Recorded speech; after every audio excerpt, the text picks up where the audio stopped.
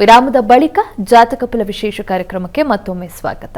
ಶಾಸ್ತ್ರಗಳೇ ನುಡಿದ 6 ರಾಶಿಗಳ ಫಲಾಫಲಗಳನ್ನು ತಿಳಿಸಿಕೊಡೋದಾದ್ರೆ, ತುಲಾರಾಶಿಯವರಿಗೆ ವೃತ್ತಿ ಸ್ಥಳಕ್ಕೆ ರವಿ ಪ್ರವೇಶ ತುಂಬ ಒಳ್ಳೆಯದು.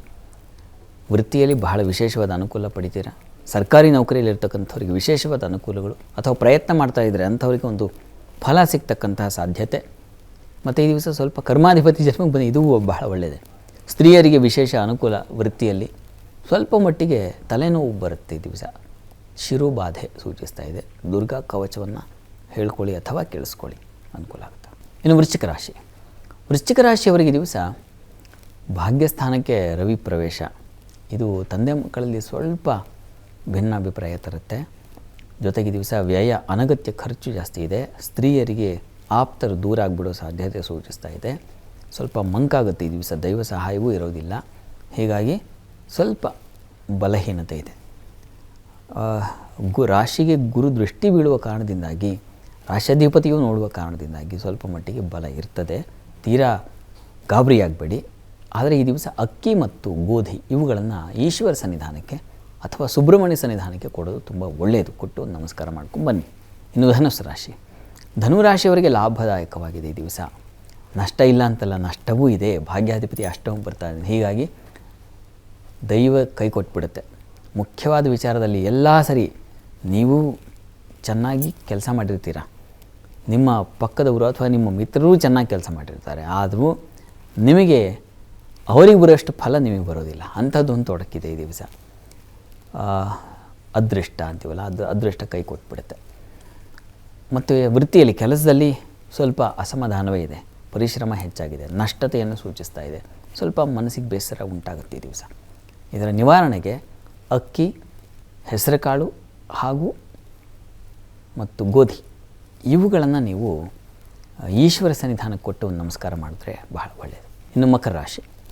ಮಕರ ರಾಶಿಯವರಿಗೆ ಸಂಗಾತಿಯ ಸಹಕಾರ ತುಂಬ ಚೆನ್ನಾಗಿದೆ. ವ್ಯಾಪಾರಿಗಳಿಗೆ ಹೆಚ್ಚಿನ ಅನುಕೂಲ ಇದೆ. ನಿಮ್ಮ ವೃತ್ತಿಯಲ್ಲಿ ಬಹಳ ವಿಶೇಷವಾದ ಅನುಕೂಲ ಇದೆ. ಒಂದು ವಿಘ್ನ, ತೊಡಕು ಸೂಚಿಸ್ತಾ ಇದೆ ವೃತ್ತಿಯಲ್ಲಿ. ಇದರ ನಿವಾರಣೆಗೆ ಗಣಪತಿ ಪ್ರಾರ್ಥನೆ. ಗಣಪತಿ ಸನ್ನಿಧಾನಕ್ಕೆ ಹೋಗಿ ಕೆಂಪು ಹೂಗಳನ್ನು ಸಮರ್ಪಣೆ ಮಾಡಿ, ತುಂಬ ಅನುಕೂಲ ಆಗುತ್ತೆ. ಇನ್ನು ಕುಂಭರಾಶಿ.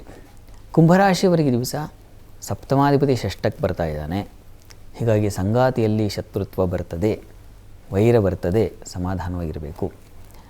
ಜೊತೆಗೆ ಭಾಗ್ಯದಲ್ಲಿ ಚಂದ್ರನಿದ್ದಾನೆ. ಹೀಗಾಗಿ ಒಳ್ಳೆಯದೇ. ದೇವತಾ, ಒಳ್ಳೆಯ ಸಾಧು ಸಂತರ ಭೇಟಿ ಇತ್ಯಾದಿ ಒಳ್ಳೆಯ ಉತ್ತಮರ ಭೇಟಿಯೂ ಆಗುತ್ತೆ. ಸ್ವಲ್ಪ ಮಟ್ಟಿಗೆ ಮನಸ್ತಾಪವೂ ಉಂಟಾಗುತ್ತೆ.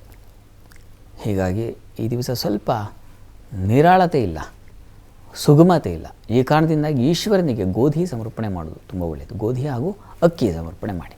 ಮೀನರಾಶಿಯವರಿಗೆ ಈ ದಿವಸ ಬುದ್ಧಿಬಲ ಬಲ ಚುರುಕಾಗಿರುತ್ತದೆ. ಹೈಯರ್ ಸ್ಟಡೀಸ್ ಮಾಡೋರಿಗೆ ತುಂಬ ಚೆನ್ನಾಗಿದೆ. ಉತ್ತಮ ಆಲೋಚನೆ. ಯಾವುದಾದ್ರೂ ಮುಖ್ಯವಾದ ವಿಚಾರಗಳಲ್ಲಿ ನೀವು ಜಯಶೀಲರಾಗ್ತೀರ, ಅದು ಚೆನ್ನಾಗಿದೆ. ಸ್ತ್ರೀಯರಿಗೆ ಸ್ವಲ್ಪ ನಷ್ಟ, ಕಷ್ಟ, ವ್ಯಥೆ, ದುಃಖ ಇದನ್ನು ಸೂಚಿಸ್ತಾ ಇದೆ. ಈ ದಿವಸ ಸ್ವಲ್ಪ ನೀವು ಧೃತಿಗೆಡಬಾರ್ದು. ಸಹೋದರ ಸಹಕಾರ ತುಂಬ ಚೆನ್ನಾಗಿದೆ.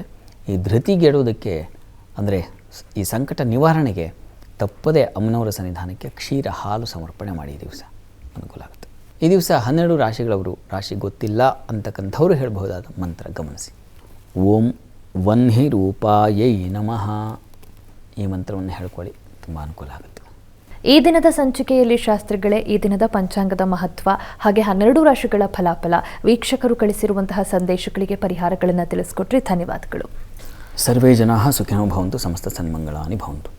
ಎಲ್ಲರಿಗೂ ಶುಭವಾಗಲಿ. ನೋಡಿದ್ರಲ್ಲ ವೀಕ್ಷಕರೇ, ಇದಾಗಿತ್ತು ಇವತ್ತಿನ ಜಾತಕ ಫಲ ವಿಶೇಷ ಕಾರ್ಯಕ್ರಮ. ನೇರ, ದಿಟ್ಟ, ನಿರಂತರ ಸುದ್ದಿಗಾಗಿ ನೋಡ್ತಾ ಇರಿ ಏಷ್ಯಾನೆಟ್ ಸುವರ್ಣ ನ್ಯೂಸ್.